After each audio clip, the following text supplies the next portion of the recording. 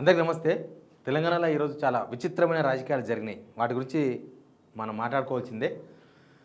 మీకు అందరికీ తెలుసుగా, ఢిల్లీలో నీట్ ఎగ్జాము లీకు, తర్వాత విద్యార్థులు లాఠీ చార్జు అవన్నీ మనం చూసినాం. వాళ్ళు ఈరోజు దేశమంతా బంద్ అంటే షాపులు గీపులు బంద్ కాదు, స్కూళ్ళు కాలేజీలు బంద్ పెట్టండి, కొంచెం మా కోసం ప్రొటెస్ట్ చేయండి, నిరసన తెలపండి మా కోసం అని వాళ్ళు ఒక పిలిపించారు. తర్వాత మన తెలంగాణలో కూడా అంతా యువత ఇష్యూస్ ఉన్నాయి కదా, ఇక్కడ ఏం చేసారు, నిరుద్యోగులు కూడా బంద్కు పిలిపించారు. మాకు కూడా సమస్య ఉంది, మాకు ఉద్యోగ నోటిఫికేషన్ ఇస్తలేరు అని. దానికి బీఆర్ఎస్ వాళ్ళు ఏం చేసిండ్రు, ఇందిరా పార్క్ కాడ మేము నీటి విద్యార్థులకు మద్దతుగా, ఇక్కడ నిరుద్యోగులకు మద్దతుగా మేము కూడా సపోర్ట్ చేస్తున్నాం, మేము ఇందిరా పార్క్ కాడ ఒక సభ పెట్టుకుంటున్నాం రండి అని వాళ్ళొక మీటింగ్ పెట్టుకున్నారు. ఇక కాంగ్రెస్ వాళ్ళు ఈ మీటింగ్ పోకుండా అడుగునే ప్రయత్నం చేసిండ్రు. బీజేపీ వాళ్ళు పత్తకలేరు, కాంగ్రెస్ కూడా ఎవరు పత్తకలేరు, అదొక పనే చేసిండ్రు. అసలు రాజకీయాలు ఎవరి రాజకీయం ఏంది, సమస్యను ఎవరు ఎట్లా చూస్తున్నారో ఈరోజు రాజకీయాలు చూస్తే మనకు అర్థమవుతుంది. ముందు సబ్స్క్రైబ్ చేయండి, షేర్ కూడా చేయండి. నేను ఇందిరా పార్క్ దగ్గర ఏం జరిగిందో చూసిన తర్వాత మిగతా పాలిటిక్స్ అని మాట్లాడదాం. ఇది ఇందిరా పార్క్ దగ్గర జరిగిన సమావేశం. జై తెలంగాణ, we want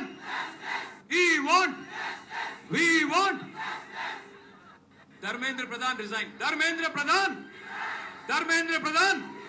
రాజీనామా చేయాలి, ధర్మేంద్ర ప్రధాన్ మీద దమన కాండ వెంటనే ఆపాలి, పిల్లల మీద దమన కాండ, ఢిల్లీలో పోలీస్ జులుం నశించాలి, ఢిల్లీలో పోలీస్ జులుం. నాకైతే ఉద్యమం టైంలో కేటీఆర్ కనిపించింది ఈరోజు. ఉద్యమం టైంలో కేటీఆర్, ఎందుకంటే తర్వాత 10 సంవత్సరాలు గవర్నమెంట్ ఉండే, ఆ తర్వాత ఇక ఇప్పుడు ప్రతిపక్షంలో ఉన్నారు. ఎవరో లీడర్లు స్లోగన్లు వాళ్ళే అంటే పక్క నుండి చేతులు ఎత్తేసి అంతవరకు ఉంటాయి. కానీ ఏకంగా కేటీఆర్ డైరెక్ట్ స్లోగన్స్ ఇస్తున్నాడు. ధర్మేంద్ర ప్రధాన్ కేంద్ర మంత్రి రాజీనామా చేయాలి, పోలీస్ జులుం నశించాలి. అందుకే నాకు ఉద్యమం కాలం గుర్తుకొచ్చింది. కేటీఆర్ బ్లాక్ టీషర్ట్ వేసుకొచ్చాడు నిరసన, బ్లాక్ షర్ట్ వేసుకొచ్చాడు నిరసన. ఈరోజు ఆయన బర్త్డే, యాక్చువల్గా బర్త్డే అయినా సరే స్టూడెంట్స్ కోసం, స్టూడెంట్స్ అంతా బాధలో ఉన్నారు కాబట్టి నేను బర్త్డే చేసుకోనని ప్రకటించింది నిన్ననే. బహుశా అందులో భాగంగా ఆయన బ్లాక్ షర్ట్ వేసుకొని వచ్చాడు. కానీ ఎప్పుడు ఈ నిరుద్యోగ సభలు ఇట్లాంటి సభలు పెడితే పెయిడ్ ఆర్టిస్టులు అంటారు కదా, వీళ్ళు కాంగ్రెస్ వాళ్ళు అంటారు కదా, ఇవాళ అనమని చూద్దాం పెయిడ్ ఆర్టిస్టులని, బీజేపీ అయినా సరే అనమని చూద్దాం వాళ్ళని పెయిడ్ ఆర్టిస్టులని. వాళ్ళు రాజకీయ పబ్బం కట్టుకోనికే పెయిడ్ ఆర్టిస్ట్ అంటారు. వాళ్ళు నిరసన తెలిపిన వాళ్ళంతా పెయిడ్ ఆర్టిస్టులు అయిపోతారు.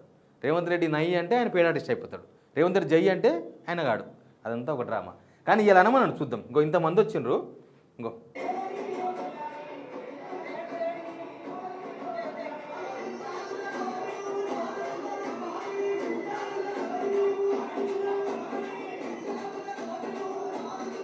ఎంతమంది మొత్తం నిండిపోయింది ఇందిరా పార్క్ దగ్గర. ఇట్లాంటి సందర్భాలు చాలా తక్కువ ఉంటాయి, చాలా ధర్నాలు అవుతాయి. కానీ ఇంత పొడుగుగా మొత్తం ఆ రోడ్డు మొత్తం ఒకటే ప్రోగ్రాం జరగడం అనేది చాలా తక్కువ సార్లు జరుగుతుంది. ఆ ప్రోగ్రాం కూడా జరిగింది. ఇప్పుడు వీళ్ళు మాట్లాడిన తర్వాత అర్థమవుతుంది. ఎందుకంటే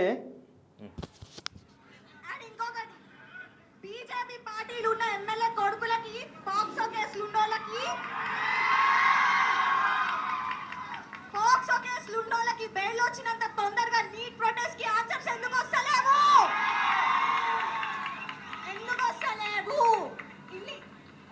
ప్రొటెస్ట్ స్టార్ట్ అయి ఆల్మోస్ట్ 25 డేస్ పైననే అవుతుంది. ఇప్పుడు ఎందుకు రెస్పాండ్ అయిన నరేంద్ర మోడీ?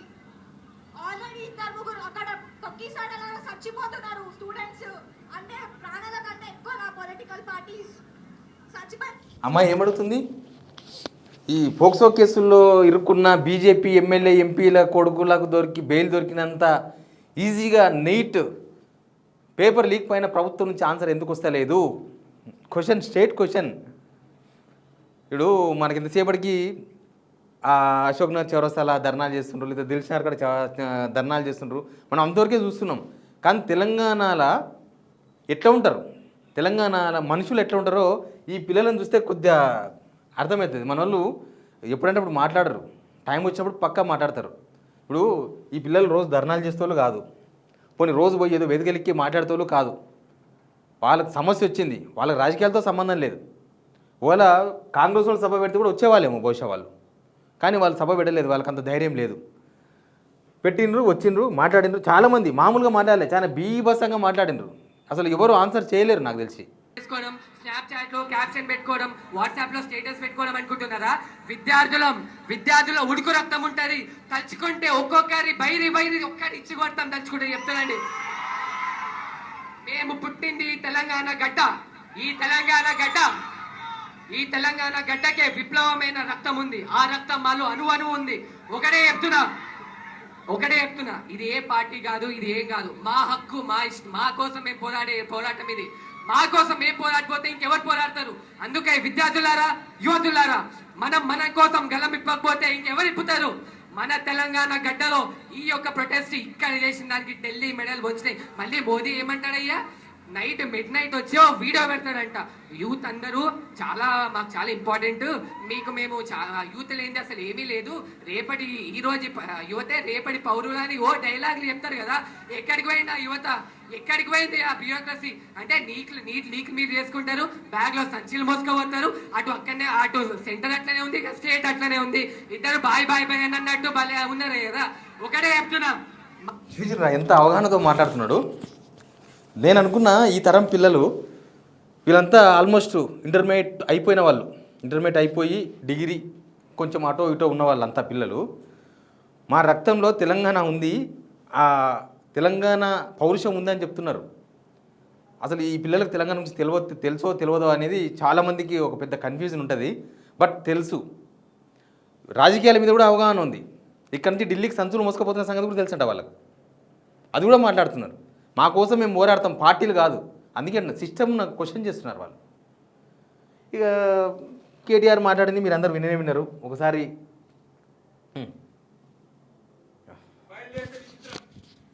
మధ్యలో కాంగ్రెస్ వాళ్ళు మాకు అడ్డం వచ్చింది. నాకు ఆశ్చర్యమైంది. మేము కొట్లాడుతుంది మోడీ ప్రభుత్వం మీద, బీజేపీ మీద. మధ్యలో ఇక్కడ చుట్టాబాయికి ఏం వచ్చిందో నాకు అర్థమైతలేదు. నీకేమైందిరా నాయన? నేను మోడీనంటే ఈ కేడీగాడు ఎందుకు ఉలిక్కి పడుతున్నాడు మధ్యలో? నేను మోడీని అంటున్నా. మోడీ తప్పు చేసిండంటే నీకేంది రోగం? మధ్యలో యూత్ కాంగ్రెస్ వాళ్ళు వచ్చి నా కారు కట్టం వచ్చిండ్రు. పోలీసు వాళ్ళు సంపూర్ణ తప్పి తీసుకుపోయారు మంచిగా. నేనేమంటున్నా అంటే, ఏం జరుగుతుంది ఈ దేశంలో? నువ్వు రావు, ఢిల్లీలో రాహుల్ గాంధీ పోయి ప్రధానమంత్రి ఇంటి ముంగట కూర్చుంటే ఈ నల్లమల పిల్లి పోయి కొడంగల్ దాక్కున్నది. రేవంత్ రెడ్డి గురించి మాట్లాడుతున్నారు. ఇగో ఇక్కడ అడుగుతున్నారు.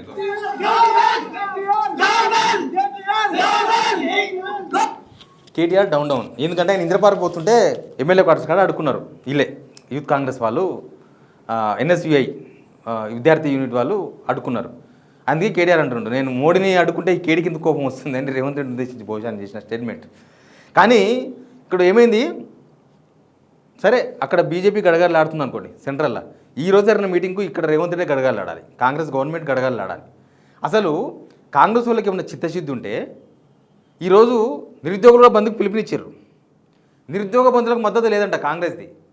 అక్కడ ఢిల్లీలో నీట్ విద్యార్థుల మీద పోలీసులు లాఠీ చార్జు, వాళ్ళు అడుగుతున్న డిమాండ్లు, దానికి మాత్రం మద్దతు ఉందంట కాంగ్రెస్ది. ఇక్కడున్న కాంగ్రెస్, తెలంగాణ కాంగ్రెస్ది డ్యూయల్ రోల్ చూసిండ్రా? అంటే వీళ్ళు ఎట్లున్నదంటే జనాల మీద నిలబడి అరే ఎవర్రా జనాల మీద ఎక్కింది అని అడిగినట్టుంటుంది. చంపేది వీళ్ళే, మళ్ళీ ఎవర్రా చంపుతున్నదని అడిగేది వీళ్ళే.